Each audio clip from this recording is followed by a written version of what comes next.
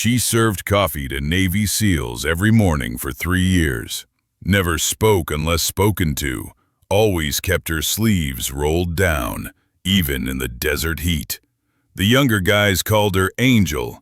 Beautiful, untouchable, probably married to some officer back home. Until Staff Sergeant Rodriguez caught a glimpse of what was hidden beneath that carefully covered sleeve. The forward operating base café wasn't much to look at. Concrete walls painted military beige, fluorescent lights that buzzed like angry wasps, and mismatched furniture that had seen better decades. But it was the heart of FOB Kandahar, where elite operators grabbed their morning fuel before heading into hell.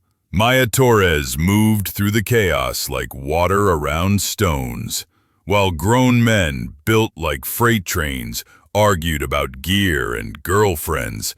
She glided between tables with practiced silence. Her dark hair was always pulled back in a simple ponytail, her uniform impeccably clean, despite the perpetual dust that coated everything else on base. She was beautiful, in that effortless way that made tough guys stumble over their words. But there was something else about her, a quality that kept even the boldest operators at respectful distance. "Morning, Angel," called out Petty Officer Jackson, flashing his most charming smile. "How about that dinner I've been asking about for 6 months?" Maya set down his black coffee without meeting his eyes. "Thank you for your service," she said quietly, the same response she gave every advance. Polite, professional, final. Jackson's buddies chuckled. "Face it, man," said Corporal Martinez. "She's way out of your league. Probably got some colonel back stateside." They didn't know that Maya had been listening to their conversations for 3 years. Every mission debrief shared over coffee. Every worried call home to wives and mothers. Every joke told to mask the fear that came with their job. She knew their strengths, their weaknesses, their tells when they were lying about being okay. What they didn't know was why she knew these things. Staff Sergeant Rodriguez was different from the others. Older, quieter, with the kind of scars that came from places the government wouldn't admit existed. He'd been watching Maya longer than most, but not with the hungry eyes of the younger men. His gaze held recognition, the way a wolf might study another predator. "Black coffee, Sergeant?" Maya asked, approaching his corner table. "Please." His voice was gravelly from too many cigarettes and too much sand. "You know, you remind me of someone." Maya's hand stilled for just a fraction of a second. "I have one of those faces." "Yeah, maybe." Rodriguez leaned back in his chair. "Except the someone you remind me of supposedly died in Baghdad 3 years ago." The coffee pot didn't shake in Maya's hands, but something shifted in her posture. The other men might have missed it, but Rodriguez had spent 15 years reading body language in war zones. "I'm sorry for your loss," Maya said, moving to pour his coffee. That's when it happened.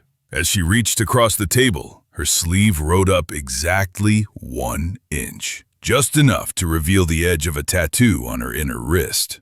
Most people would have seen black ink and thought nothing of it. Rodriguez saw something that made his blood run cold. The tattoo was small, barely visible, but unmistakable to someone who knew what to look for. A stylized dagger wrapped in barbed wire with the number 47 underneath. It was the mark of Task Force 47, a unit so classified that officially it didn't exist. Operators who were recruited from the best of the best, then trained to do things that would never appear in any after-action report. Rodriguez had only seen that tattoo twice before, once on his commanding officer in Syria and once on the arm of a dead operative in a classified file he shouldn't have had access to. The operative was listed as Maya Santos, KIA, Baghdad, no body recovered. "Jesus Christ," Rodriguez whispered. Maya's eyes snapped to his, and for the first time in 3 years, he saw past the careful mask she wore. What he found there wasn't the gentle spirit of a base cafe worker. It was the controlled violence of someone who had killed professionally and lived to tell about it. "I think you have me confused with someone else," Maya said, tugging her sleeve down. But Rodriguez was already reaching for his phone. "I need to make a call." Maya's hand shot out faster than a striking snake, closing over his wrist with surprising strength. "No," she said quietly. "You really don't." The cafe around them continued its normal rhythm. SEALs arguing about football, Marines complaining about the heat, the coffee machine hissing steam. But in their corner, two predators were taking each other's measure. Maya Santos died in a convoy attack outside Baghdad, Rodriguez said carefully. IED blast, no survivors.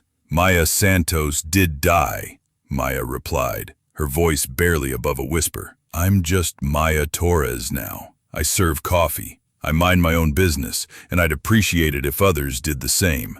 Rodriguez studied her face. The bone structure was the same, but everything else had been carefully altered. Different hair color, different style, subtle changes around the eyes that suggested surgical work. Someone had gone to considerable expense to give her a new face to match her new identity. "Why?" he asked. Maya glanced around the cafe, then back to him. "Because some operations don't end when you come home. Some enemies have long memories and longer reach." "The Kandahar mission," Rodriguez breathed. "The one that went sideways. You were there." Maya's jaw tightened almost imperceptibly. "I don't know what you're talking about."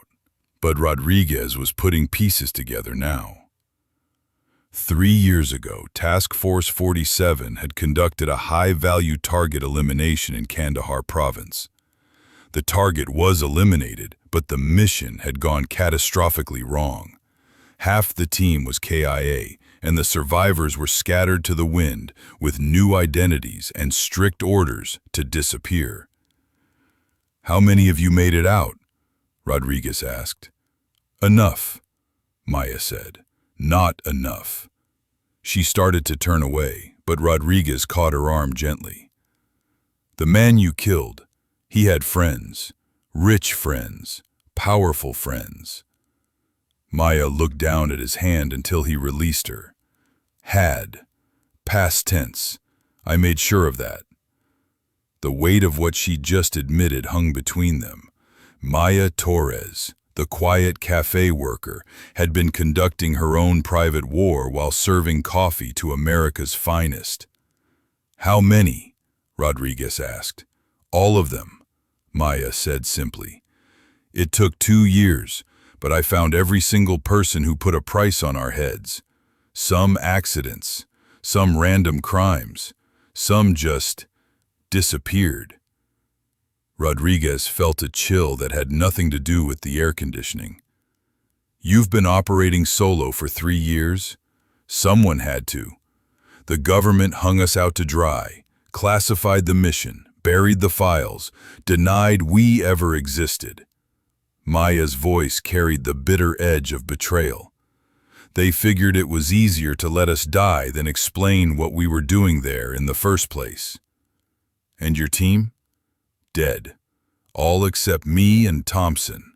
He's running security for oil companies in Nigeria now, last I heard.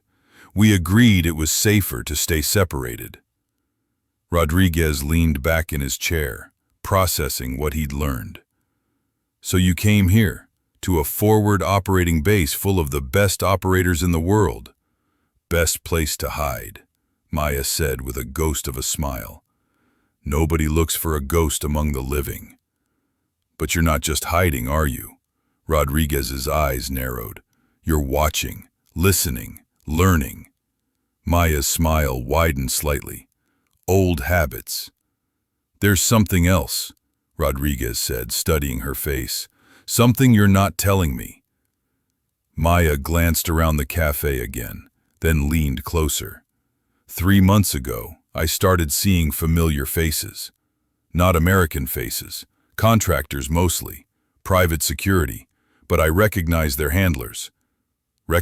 "I'm being careful," Maya corrected. But if they make a move against any of these men, she gestured toward the SEALs at the other tables, if they try to do to them what they did to my team. She didn't finish the sentence, but Rodriguez understood. Maya Torres might serve coffee and keep her head down, but Maya Santos was still very much alive, and she was prepared to go to war to protect the men who had unknowingly given her sanctuary. "What do you need?" Rodriguez asked. Maya looked surprised. "What?" "I said, what do you need? Equipment? Intel? Backup?" "You don't understand," Maya said. "I'm not asking for help. I'm asking you to forget this conversation ever happened." Rodriguez shook his head. "Lady, I've been in this business long enough to know when someone's fighting the same war I am. If there are threats on this base, if there are operators in danger, then we have a problem. And problems like that don't get solved by pretending they don't exist." Maya stared at him for a long moment. "You don't know what you're offering to get involved in. Try me." Maya was quiet for several heartbeats, weighing options. Finally, she reached into her apron pocket and pulled out a small digital device. "This is a signal detector," she said, placing it on the table. "For the past month, it's been picking up encrypted transmissions from the contractor compound. Short bursts, usually at night." Rodriguez picked up the device, examining it. "This is military grade. I have my sources." "What kind of transmissions?" "Coordinates, movement schedules, personnel files." Maya's voice grew hard. "They're building target packages." "On who?" "Your people. The teams that rotate through here, especially the ones who've been involved in HVT operations in the region." Rodriguez felt ice in his veins. "They're planning to take out American operators." "It's the perfect setup," Maya explained. "Remote location, hostile territory, lots of legitimate threats. Easy to make it look like combat casualties." "How long before they move?" "Soon. They've been accelerating the intelligence gathering. My guess is they're waiting for the right target to arrive." As if summoned by her words, the café door burst open, and Lieutenant Commander Jake Morrison strode in, his team in tow. Morrison was a legend even among SEALs, the kind of operator whose reputation preceded him into every theater. Maya and Rodriguez watched as Morrison's team settled at their usual table, loud and confident in the way of men who had never met a problem they couldn't shoot their way out of. "When did they arrive?" Rodriguez asked quietly. "Yesterday," Maya replied, "and I intercepted a transmission 2 hours later. Confirmation code, package identified." Rodriguez's blood ran cold. "They're targeting Morrison." "That's my assessment. We have to warn him." Maya shook her head. "Warn him of what? That the dead woman serving his coffee thinks contractors might be planning to kill him based on radio chatter she's not supposed to be able to decode?" Rodriguez saw her point, but every instinct he had was screaming danger. "So what do we do?" Maya stood, smoothing down her apron. "We do what operators do. We adapt, improvise, and overcome. That's Marines. Same principle applies." Maya picked up her coffee pot. "I'm going to refill some cups and listen to their conversation. You're going to finish your coffee and go about your day like nothing happened. And then?" Maya's smile was sharp enough to cut glass. "Then we're going to show these contractors what happens when they threaten American operators." As she walked away, Rodriguez realized that the quiet waitress who had served him coffee for 3 years was about to become the most dangerous person on the base. And despite every regulation and protocol screaming at him to report this to command, he found himself looking forward to watching her work. Maya Santos was about to remind everyone why Task Force 47 had been the most feared unit in the Shadow War. The question wasn't whether she could protect Morrison and his team. The question was whether anyone would be left alive to threaten them again. Maya approached Morrison's table with her usual quiet grace, but Rodriguez could see the difference now. She moved like a predator stalking prey, every step calculated, every gesture purposeful. "Morning, gentlemen," she said, beginning to refill their cups. "How's everyone doing today?" "Better now that you're here, Angel," Morrison replied with a grin. "You know, I keep meaning to ask. You been working here long?" 3 years, Maya replied, her voice carefully neutral. 3 years, Morrison mused. You must have some stories. Maya met his eyes for just a moment. More than you might think, Commander. And in that moment, Rodriguez realized that the real story was just beginning. The quiet waitress at the military base cafe was about to become a legend. What happens next will change everything you think you know about hidden heroes. If stories like Maya's captivate you, if you want to hear more untold tales of courage from the shadows, subscribe to Quiet Tales Studio, because sometimes the most extraordinary stories come from the most ordinary places. This story is a work of fiction created for entertainment purposes.